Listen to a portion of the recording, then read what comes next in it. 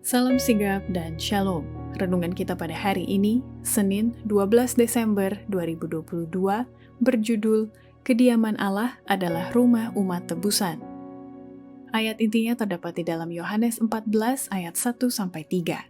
Janganlah gelisah hatimu, percayalah kepada Allah, percayalah juga kepadaku.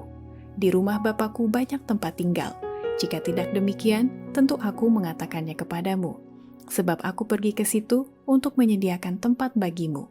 Dan apabila aku telah pergi ke situ dan telah menyediakan tempat bagimu, aku akan datang kembali dan membawa kamu ke tempatku, supaya di tempat di mana aku berada, kamu pun berada.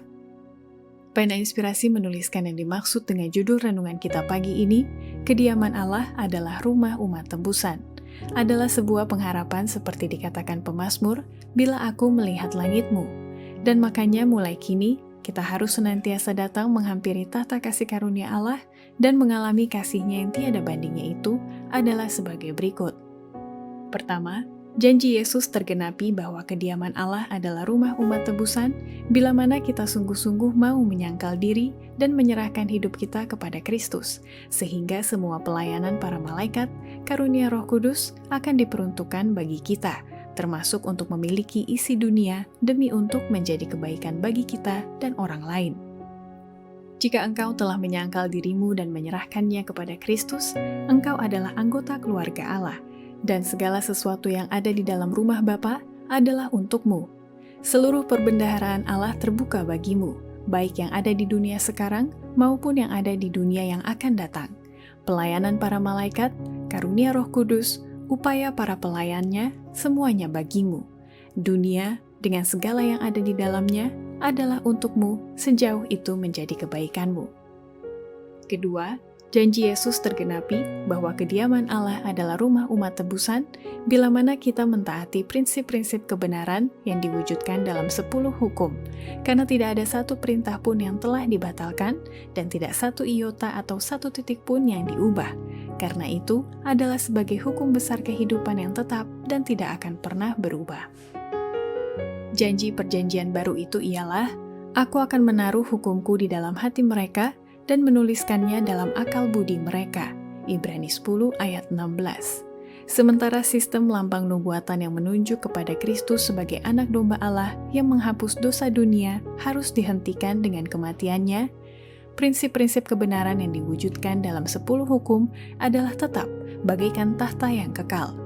Tidak satu perintah pun yang telah dibatalkan, tidak satu iota atau satu titik pun yang diubah.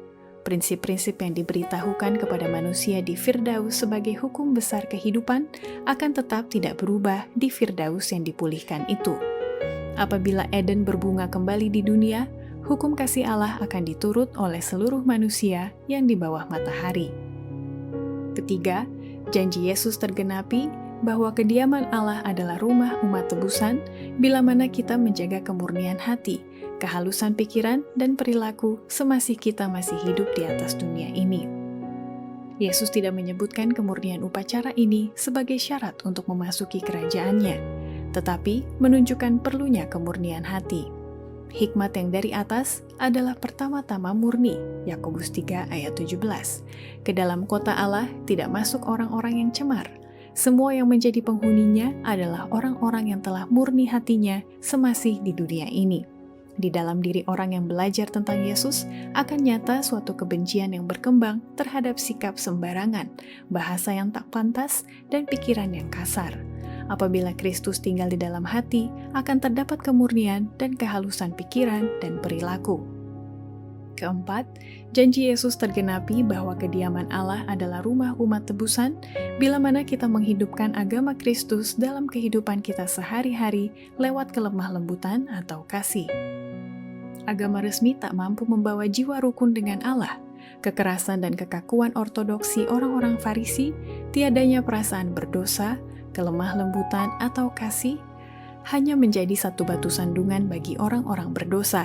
Mereka adalah bagaikan garam yang telah menjadi tawar, karena pengaruh mereka tidak berkuasa untuk memelihara dunia dari kecurangan. Satu-satunya iman sejati ialah yang bekerja oleh kasih, Galatia 5 ayat 6, untuk menyucikan jiwa. Itu bagaikan ragi yang mengubah tabiat. Demikianlah renungan kita pada hari ini. Kiranya Tuhan memberkati kita semua.